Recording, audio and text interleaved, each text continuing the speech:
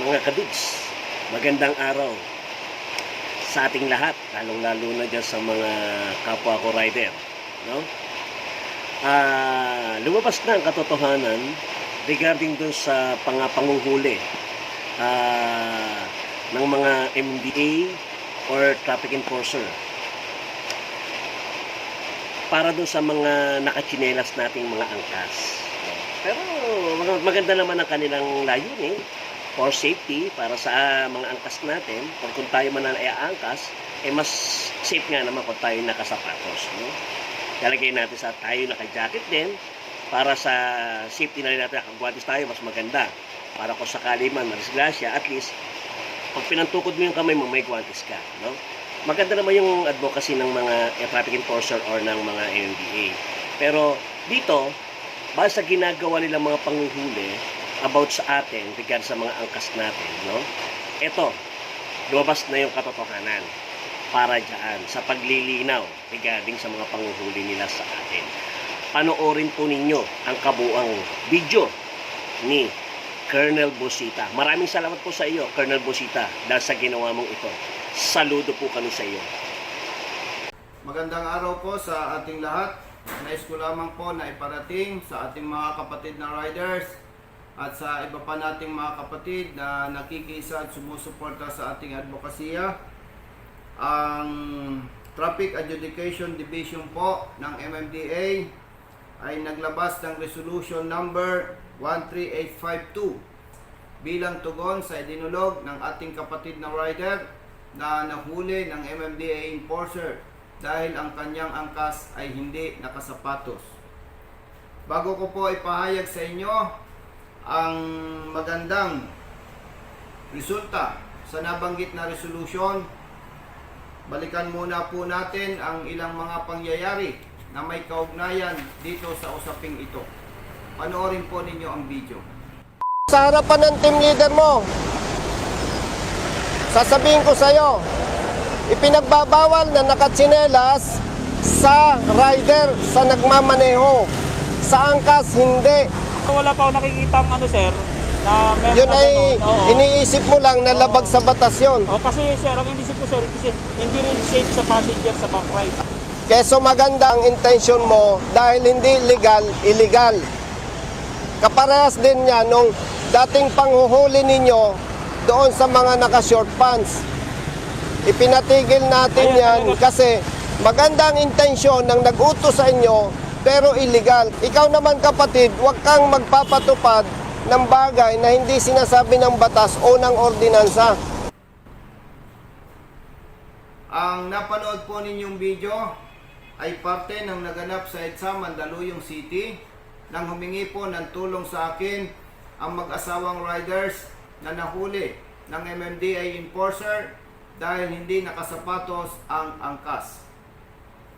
Hindi po nagustuhan ni Colonel Edison Nebriha ang aking ginawang pagtulong sa mag-asawang riders. Kino-question po niya ang aking authority o kapangyarihan sa aking ginawa. Hindi po natin kailangan ng authority o kapangyarihan kung nais nating tumulong sa ating kapwa. Mali lamang ang ating gagawing pagtulong kung tayo ay lalabag sa batas at kung tayo ay lalabag sa karapatan ng iba. Maliban po sa ginawang pag-question ni Colonel Nebriha sa aking ginawang pagtulong sa mag-asawang riders, inakusahan po niya ako ng iba't ibang mga paratang gamit ang social media at ako po ay pinagbantaan niya na sasampahan ng kaso. Totoo po, sinampahan po ako ng kaso. 5 kaso po ang isinampa sa akin ng MMDA enforcer na humuli sa mag-asawang riders. Ito po ang aking kinakarap sa kasalukuyan. Huwag po kayong mag-alala. Base po sa batas at base po sa mga lawyers na tumutulong sa akin, wala po tayong dapat ipag-alala. Naniniwala po tayo na hindi tatayo ang kaso na isinampa sa akin. Maliban po diyan, tayo po ay nagtitiwala sa Prosecutor's Office ng Mandaluyong City. Huwag po kayong mag-alala. Pakinggan po natin ang panayam ni Mr. Oli Trinidad ng DZBB sa dating chief ng LTO, Engineer Albert Swansing. Yung rider, which is yung nagmamaneho direktamente ng motorsiklo, at yung pillion rider, Pillion, yan back rider. pillion rider, yan yung nakasakay sa likod. Sa likod, Ang oo. tawag dyan, ang term na tawag dyan is pillion rider. Kasi yung upuan sa likod is Magkadikit. called the pillion. Oh, na pag Kaya, pillion kasi yun, naalala ko yung mga nangangabayo, 'di ba? Yung upuan yan, yung saddle, yung nasa likod niya na Oo. parang may mga unan doon na malaking unan doon gamit. Yun ang Yeah. pillion eh. Yan ang pillion. Oo. Alright, So okay. yung pillion rider is also considered operating the motor vehicle.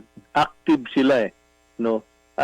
Malaki ang pagkakaiba ng, let's say, nagmamaneho ka ng four-wheel drive na sasakyan at saka yan two-wheel drive na sasakyan. Kasi ang kinikilos ng rider, ng pillion driver, ang tawag niya, pillion driver, Oo. ay makakaapekto sa sasakyan, no? Kasi nakahawak siya sa sa bewang noong rider, no? Tapos siyempre, ano yan tawag nito, kung halimbawa magbabanking, papaliko ng Oo, kanan. wag ka sasalungat, lilipad kayo. Titihaya kayo niyan. No? Oo. So, mga ganon. Oo. Kaya ang tawag diyan active siya, no? Okay, so in a way So, para hindi di yan siya passive.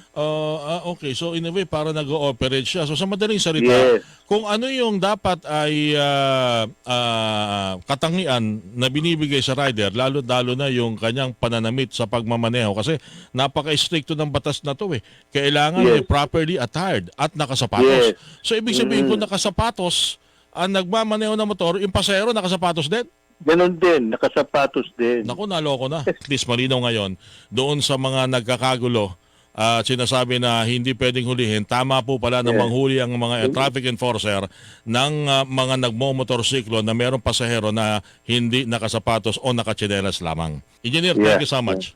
Maraming salamat din. Okay, thank you. Sige. Si Engineer Alberto Swansing, mga kapuso, Senior Consultant ng DOTR for Road Sector, ang inyo pong napakinggan.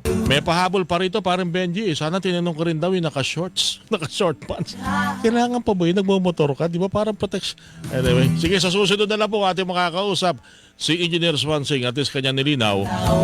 Pati po sa LTO Administrative Order, tama pong hulihin yung pong mga nagmamaneho ng motor na yung motor rider nagmamaneho ay nakasapatos pero yung kanilang pasahero ay nakatsinelas, tama na daw pong hulihin kayo ng mga traffic enforcer. Sa nadinig po nating panayam, sinasabi po ni Engineer Swansing na ang tinutukoy sa LTO Administrative Order Number AHS 2008-015 Section 11, Paragraph E, na operating motorcycle ay patungkol sa rider na nagmamaneho ng motorsiklo at sa angkas nito.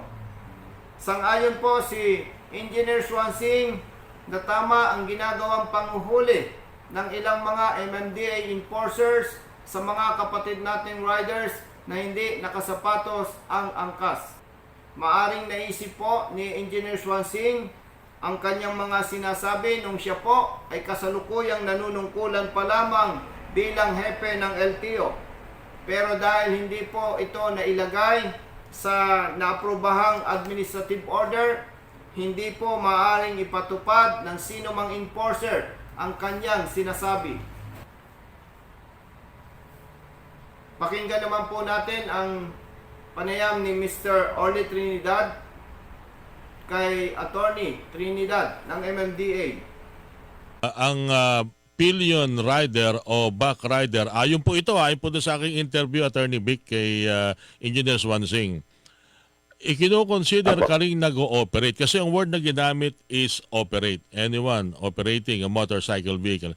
Hindi nila nilagyan ng definite na driver o driver and rider. Ang nilagay daw nila is operate dahil kino-consider kayo nag-ooperate at ang binalangkas daw po na administrative order na yon ay kasama yung grupo ng mga matitinong mga rider matitino po, hindi raw po mga kamote rider.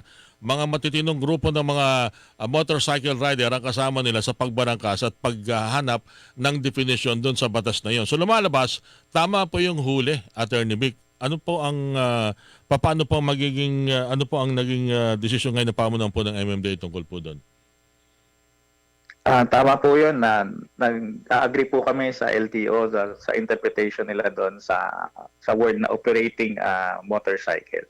Dahil nga po kung ikaw po ay back rider, may foot rest ka, hindi po pwedeng kumontra doon sa gilid ng rider mo, ng driver mo. So you're technically operating also the vehicle. Masisira po yung balanse eh. Ang ayaw po kasi ng batas yung madali po ng slippers ng back rider yung chain. Sa nadinig po nating panayam, sinang-ayunan po ni Attorney Trinidad ng MMDA ang opinion po ng dating LTO Chief, Engineer Swansing.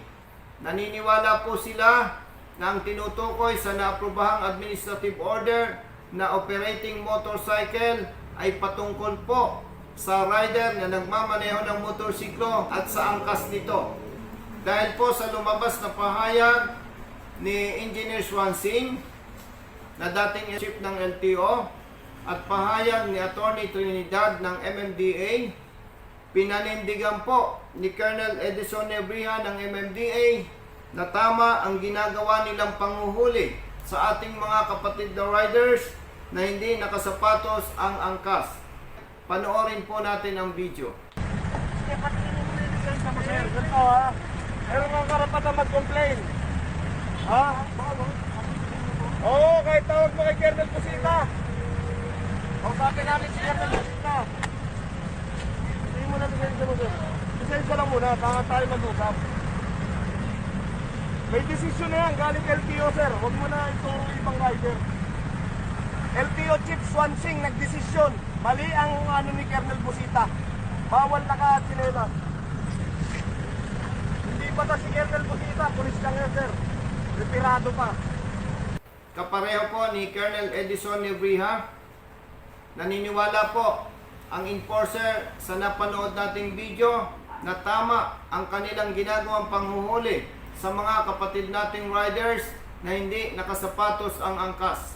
Unawain po natin ang ating kapatid na enforcer dahil sumusunod lamang po siya sa utos at hindi niya alam na mali ang kanyang ginagawa. Paglilinaw po sa lahat, tamang pagpapatupad ng batas ang usapin dito.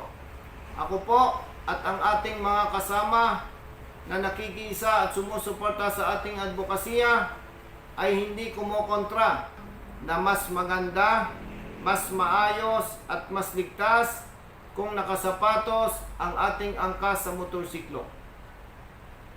Pakinggan din po natin ang pag-uusap namin ng ating kapatid na rider na nahuli din ng MMDA enforcer dahil hindi nakasapatos ang kanyang angkas.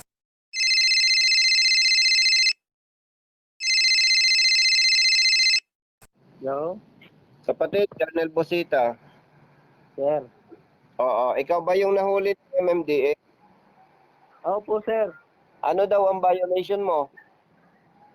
Dress code po. 211 po yun. Nakachinelas daw po yung backride ko, sir. Yung backride mo ang nakatsinelas. Opo. Ikaw nakasapatos. Opo. Galing po ako trabaho ko nun, sir. Tapos sinundo ko lang po yung ate ko sa trabaho din niya. Saan ka umuwi? Bulacan po. Saan ka nagtatrabaho? Sa Fiber Home po. Saan nagtatrabaho ang ate mo? Sa po, Jenkins Tower po sa GMA Timog. Bali may CCTV po kami, sir, na umalis po kami ng tower, sir, na nakasapatos po ako, sir. Saang lugar kayo nahuli? Sa may North Fairview Regalado po. Magtawagan tayo bukas. Sige po. Nagbayad ka na nung multa. Hindi pa ako, sir, nagbabayad, sir, kasi gusto ng ate ko, sir, i-complain, sir, kasi hindi naman po daw makatarungan yun. Tama. Magkita tayo bukas ng umaga. Sige po, sir, saan po? Sa EDSA. Saan ba kayo Sige po. manggagaling ni ate mo? Manggagaling po kami sir sa galing po kaming GMA. GMA 7. Apo, GMA 7. Okay. Sabi mo kay ate mo, kayong dalawa umabsent sa trabaho. Sagot ko kayo, ha? Okay po. Magkanong sweldo mo sa trabaho mo? 537 po. Si ate mo? Ganon din po. Kung nangihinayang yung ate mo doon sa mawawalan sweldo, sabi mo, ako magbabayad sa kanya ng sweldo niya. Sige po sir. Ganito kapatid, kailangan manindigan tayo sa tama kasi kawaawa yung mga katulad mo at iba pang bibiktimahin nila. Bukas umabsent na kayo sa trabaho, pupunta tayo sa MMDA. Ano? Apo sir, salamat po sir. Apo. Sir, kailangan din po ba yung sa CCTV sir? Meron po kasi siyang hawak sir eh. Admin po kasi siya doon sir sa tower, din hawak niya po yung CCTV na patunay po na nakasapatos po ako. Ay, very good. Napaka-importante. Dalahin mo bukas. Apo. Sir, maraming salamat po. Okay, bye-bye. Magandang gabi po. Good evening. Sir, kanina po galing po ako dun sa ate ko. Oo. Nakausap ko po siya. Ano Ang sabi? sabi niya po, hindi daw po kasi siya makaka-absent ng on the spot. Ang importante, may video tayo. Apo, meron po sir. Pwede tayo magkita bukas sa EDSA, ano? Apo. Anong oras ka pwede? Kahit anong oras po sir, hindi na lang po ako papasok. Sige, absent ka na lang. Ako nang bahala sa'yo. Sige po. Ah. Anong oras po kaya sir? Basta mag-relax ka lang bukas, tatawag kami ni Brother Jerry. Sige po. Magpapail tayo ng contest. Opo.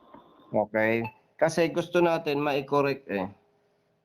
Ngayon, tingnan natin kung wag kang mag-alala, halimbawa ay absent ka bukas. Opo. Tapos nag-hearing, absent ka uli. Paglabas Opo. ng decision, absent ka uli. Ako nang bahalang tumulong doon sa mawawalang dapat kikitain mo, ha? Opo. Ang gusto lang kasi natin dito ay hadlangan yung kanilang maling ginagawa. Opo. Kaya ka magko-contest kasi nakasapatos ka, kapatid mo, hindi Apo. nakasapatos, sinuli ka. Di, siyempre, pag ang pagbabasehan sa ticket, dinaya kayo eh. Hindi sinabi na ang kaso Opo. nakatsinelas, di ba?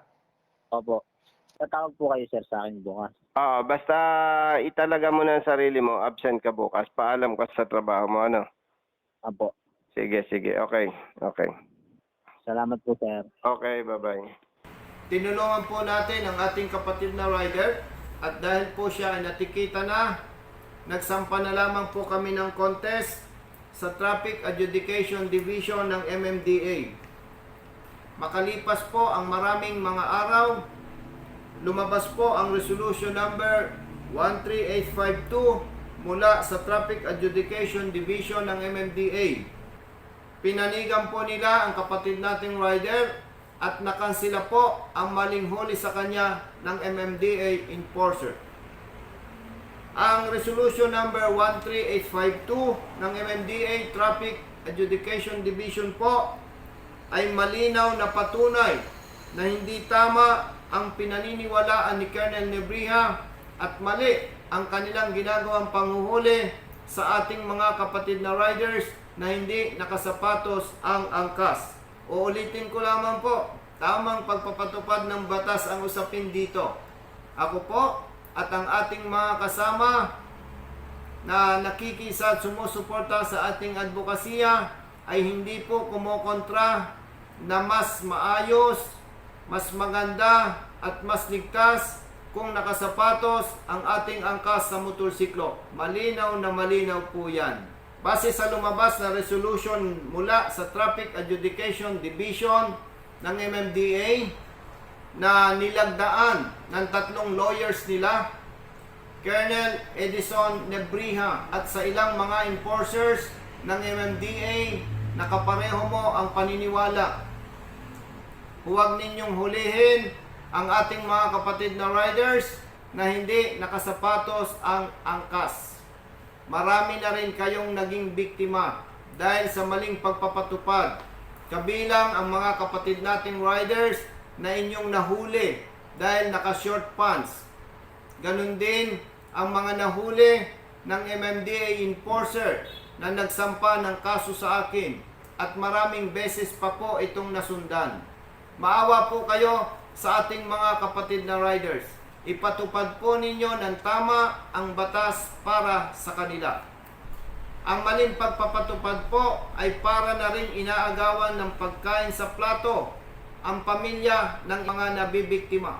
Kayo po ay mga enforcers, mga tagapagpatupad ng batas, at hindi mga hari sa kalsada na maaari ninyong gawin ang anuman na inyong gugustuhin.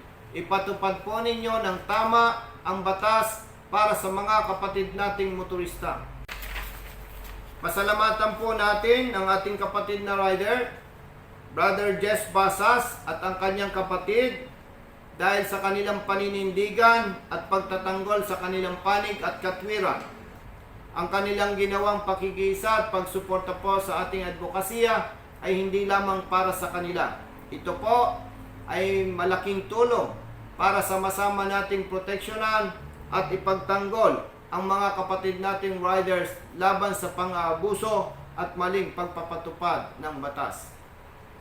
Pasalamatan po natin ang butihing mga lawyers ng Traffic Adjudication Division ng MMDA na naging patas at makatao sa inilabas nilang resolution sa idinulog natin sa kanila. Attorney Aya Metrillo, Attorney Clarence Eclar, at ang kanilang head ng Traffic Adjudication Division, Attorney Joseph Salud. Sa inyo po, maraming salamat. Sumasaludo po kami sa inyo. Pasalamatan din po natin ang lahat ng ating mga kapatid na riders at ang mga nakikisa at sumusuporta sa ating advokasya. Sa inyong lahat, maraming salamat po. Basta tama, kampi-kampi tayo. Okay, napanood niyo po ang kabuang video ni Colonel Bosita at nagpapasalamat tayo ng marami, lalong-lalo na sa kanyang Rider Safety Advocates of the Philippines or RSAP ni Colonel Bosita. Maraming salamat sa iyo, Colonel Bosita, sa iyong ginawa. Talagang saludo kami sa iyo. Isa ka sa mga ka-rider natin. Maraming salamat at nalinawan po ang lahat about sa angkas. Maraming salamat, Colonel Bosita.